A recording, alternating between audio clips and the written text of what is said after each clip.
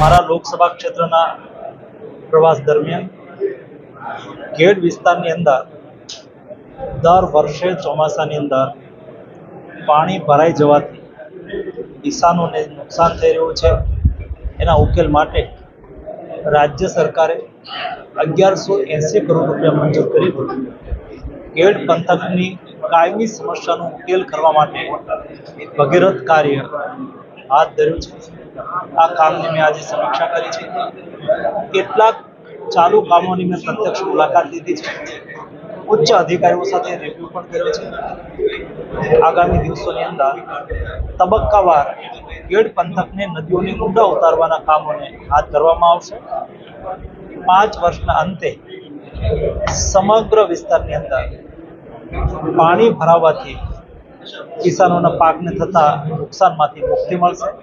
આ કામ માટે હું રાજ્યના મુખ્યમંત્રી આદરણીય ભૂપેન્દ્રભાઈને અભિનંદન પાઠવું છું.